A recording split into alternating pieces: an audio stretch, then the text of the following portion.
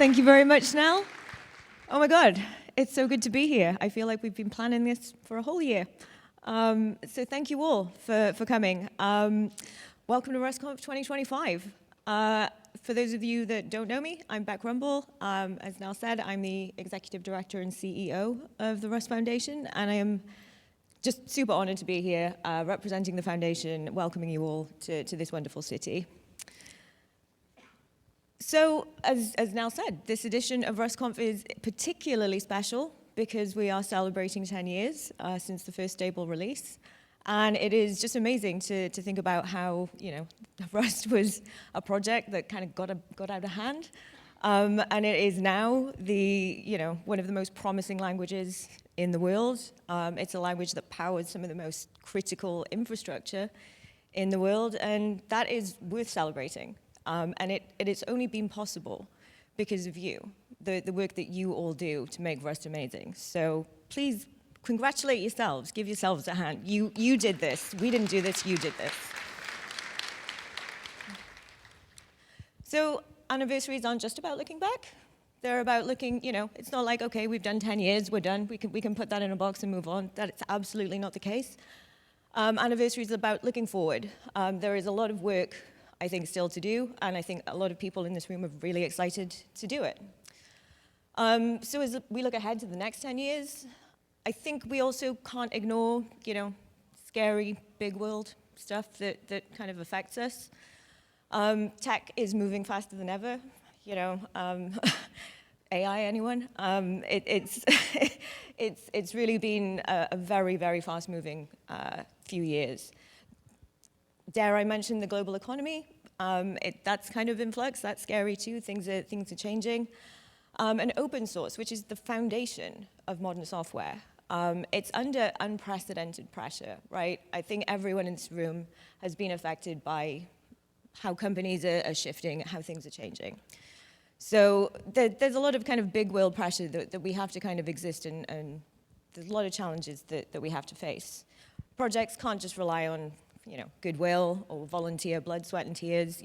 That's not a sustainable model. What we need is sustainable structures. We need membership. We need new people to come in. We need mentorship. And we need funding to endure. This stuff isn't actually free. So we need stewardship to help navigate through times like these. And that is exactly why the Rust Foundation exists. We exist to steward the language. We are here to support the maintainers and the community to do what you do best. So I encourage you to come and talk to the Rust Foundation folks. We've got a booth just out in the hall there. We have most of our staff team here. We'd love to talk to you, hear your stories, and we'd love to tell you what we're doing as well. If you're intrigued about what we are actually doing at the foundation for you, we would love to talk to you about that. There's oodles of good stuff that our engineering team have been doing that's been made possible through our members and our supporters. So community is at the heart of what we do. There would be no Rust without the Rust community. And a few years ago, we launched the Rust Global brand to kind of try and take Rust Foundation events out into the world, not just here at RustConf, but at other conferences as well. So we've had a few of these. We had a co-located event in Montreal at RustConf last year. We had one in London earlier this year. And Rust Global, we want to kind of encourage conversation about adoption, about professional use, about industry use. So you'll see this woven into the schedule for the next couple of days. Please come along. These are conversations really focused on real-world adoption and real-world problems. So these are going to be really great talks. And I'm really excited to say we've got another couple of Rust Global events happening this year. We have one next week in Hangzhou in China on the side of RustConf China. We're collaborating with the organizers there, and we're really excited to be able to bring some speakers and meet the local community there. We also have one on the side of Open Source Summit in Tokyo in December. Really excited to be there. We're doing that in collaboration with the Linux Foundation. And yeah, it's going to be great. We hope that if you are in the neighborhood, we would love for you to drop by. If you know anyone in those places, please suggest to them that they come along, because these are great opportunities for us to kind of reach out globally and make sure that people know that this is a welcoming community for everyone. So as I said, we're looking ahead. So please stay tuned tomorrow for the official announcement of RustConf 2026. I'm hoping by the end of tomorrow, you're just going to be chomping at the bit to come back and join us. So please keep your eyes peeled. But right now, I just want to say a few thank yous. I know Nell has already done some thank yous. I want to repeat those. Thank you to all of you for attending. I know some of you have traveled a really long way to get here, and travel is not as simple or seamless as it used to be, so congratulations for making it. But also thank you to local people. If this is your first RustConf, because we're in your neighborhood, thank you for coming. I hope that by the end of tomorrow, you're going to think, actually, no, this is a conference I want to travel to. So thank you very much. Particularly, I want to say thank you to the staff, though. Gracie Gregory, who is our communications and marketing director, has pulled this event together. Her and her team have done an amazing job. They haven't slept for 3 months, and I think they've put on a really, really wonderful event. So thank you very much to the organizers. You have done an amazing job. Thank you also to our speakers. There's so many amazing talks here. I'm really, really excited to be able to go to so many inspiring talks. Thank you to our MC Nell and Ernest, who I think is going to be in a different room. And yeah, just thank you to everyone who is going to share their expertise and bring your own ideas and thoughts to this conference. And also, again, thank you so much to our sponsors. We would not be able to do this without them. Events cost money to run, and it's really great to see so many wonderful companies supporting this event. Solana in particular, obviously, they are our headline sponsor, and it's great to have them in the room. Please go and talk to the sponsors in the expo hall. It's great to know what they're doing in Rust, and I think there's some pretty cool swag to be had as well. So, in the spirit of RustConf being a place where Rust news gets made and gets announced, I'm actually super excited to have a couple of announcements for you to share here on the RustConf stage today.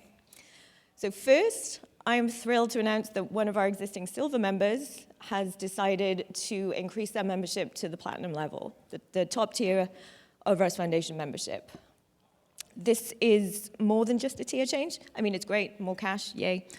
But it's a demonstration that they are valuing the work that we do, that they recognize that their business is supported by open source, that open source is critical to their success. And at a time when an awful lot of organizations are reducing their open source budgets, open source is always the first thing to go, right?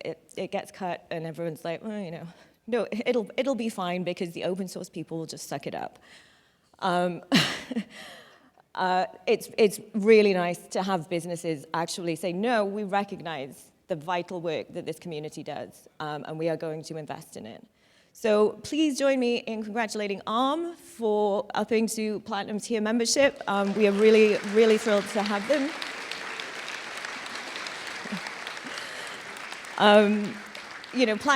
Platinum membership of the foundation it's not just writing a check and that's it. ARM will now have a seat on our board.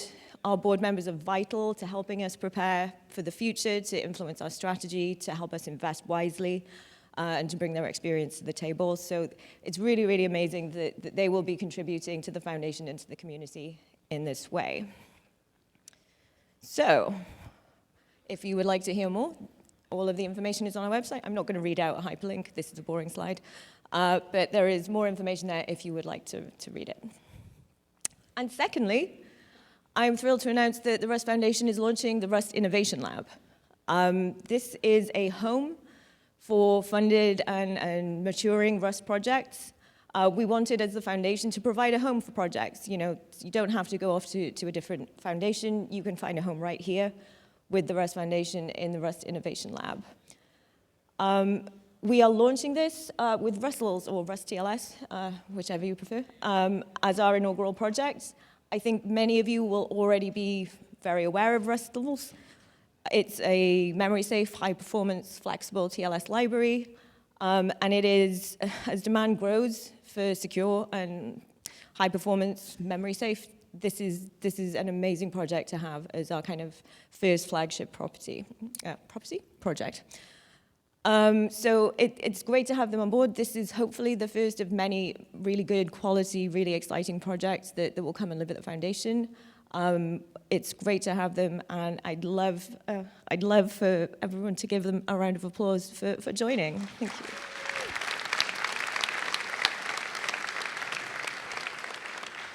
And once again, for more information on the Rust Innovation Lab and on Russell's, you can find information on our website.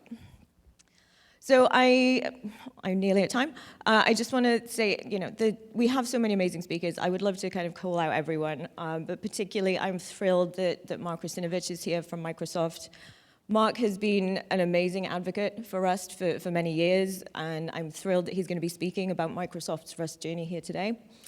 And I think we'll all get a lot from that talk. So I'm thrilled to have Mark in the room, and I'm Give me a second. Sorry. Yeah, I'm thrilled that Mark's going to be here today in a few seconds. I really want to plug the Choose Your Own Disaster tabletop exercise that's happening tomorrow at lunchtime. This is a really new session for RustConf. We've never done anything like this before. I have done a tabletop exercise like this in the past. It was so much fun. It was so educational, and I'm thrilled that Krob from OpenSSF is here with us to deliver this. It's going to be great, and I think it's probably going to be well oversubscribed. So if you want to go to this, please get there early to nab your spot. So that is it. I will stop talking now. I know you have many more interesting people than me that you want to hear. So with all of that, thank you very much, everyone.